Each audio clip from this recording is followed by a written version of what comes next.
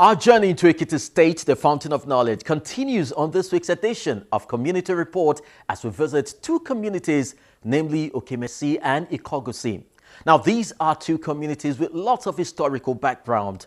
While one is the theatre of the famous Ekiti War, the other is home to one of nature's wonders, the Ikogosi Warm Spring. Come join me on this tour. I'm Chris Elems. About 125 years ago, this land was a battlefield for warriors in Ekiti, who fought against the domineering unitary government led by Ibadan people. And one man who started the opposition is Fabumi, an illustrious son of Oke'mesi. Today, his statue adorns the very point this community started from a very long time ago. This is in honor of his heroic part in the Ekiti War of 1877 to 1886 that brought liberation to the rest of the Yorubas against a rather torturous governance by Ibadan people.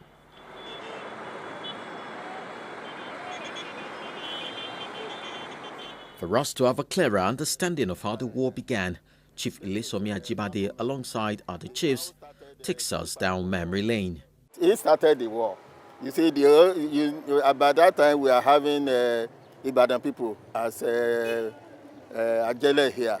They come here, they do whatever they like. On the market day, they got hold of one of the women, messed her up. Then he in a stage of rage, he got hold of one of the viceroys, one of the Ajeles, beheaded him, and that's how Ekiti War started. And to honor him, he led the Ekiti War. That's how the effigy is there. So he's our hero here. In other spheres, the battle is called Kiriji War. How the name came about, he explains. The Kiriji is the sound of the gun. You know the old place was a virgin forest. So when they fired the cannon, the sound at that time used to be G. That's how they call it Kiriji War. But the actual name is actually Ekiti War, because it's all the war involved all the 16 major towns in Ekiti.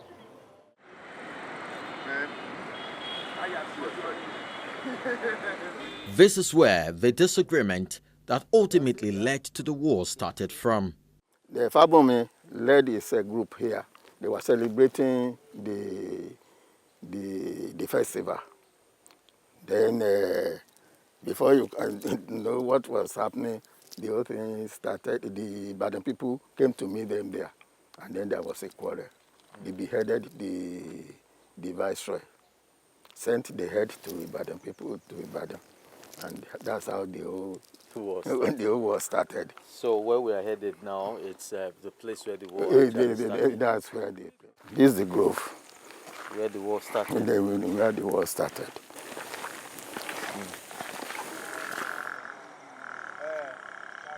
Here is the campsite of the brave warriors, and today a monument erected stands conspicuous in honor of the generals who led the war. As most Yoruba communities, the people of Oke'mesi had always been immersed in one battle or the other as they journey from their point of origin, Ife, to this present settlement.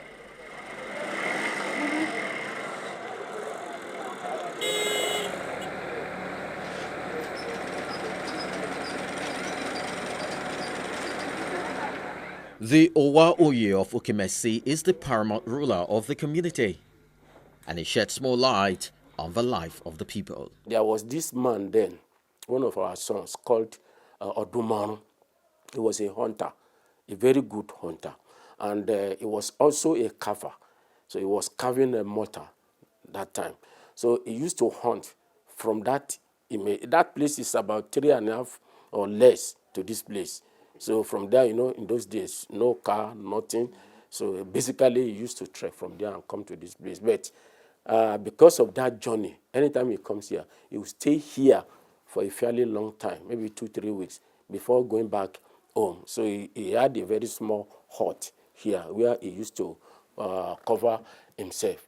So he was a good hunter and a cover. And when the Oba moved the idea of moving out of that place again, he called the meeting of the chief. That was the traditional way of doing things. So that was the consultation. Basically, the Oba called the prominent chiefs and the prominent sons of the town and said, we need to move out of this place. And of course, before they do any major thing, they have to consult the Ifa Ereko, and the Ifa Ereko was consulted. And the consultation revealed that this place where the hunter, that cover, used to work is better than where we were.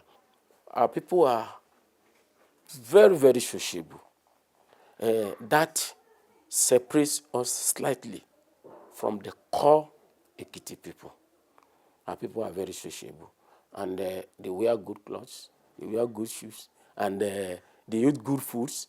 Then we have a lot of cultures and traditions that when you go deeper, you see some differences between what we do here and what the core Ekiti people do. Of course, we are Ekitis, but we have slight differences because of our relationship with the Ijeshas.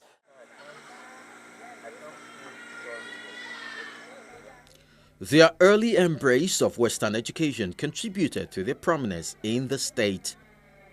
However rustic or new the roof over their heads may be, they gave education its pride of place. This resulted in almost every home producing at least a PhD holder. The major professions then, hunting, farming, carving, dyeing, all those stuff. But aside from that, weaving. So those were the things we used to do as a profession. But as time evolves, Western education came in, and our people were the first set of people to be exposed to Western education, or rather to embrace Western education. That's why today, I don't know whether you might have heard it, that Oke'mesi had the largest number of professors in the then Ondo and the Ekiti State put together. And of course, the statistics, the data, I think, has not changed. Up till now, we still have the largest number of professors in Yoruba land. So by extension in Nigeria. So if it goes further in Africa. I don't know about that now. At a point, I think we have the highest professors in Ekiti State at a point. I don't know the situation now, because I also know that education in Ekiti State has nosedived to the extent that even Imo State now has more professors than Ekiti. Even state like Benue now have more professors than Ekiti. I say this all the time. In terms of academics, Ekiti appear to be living on its past glories.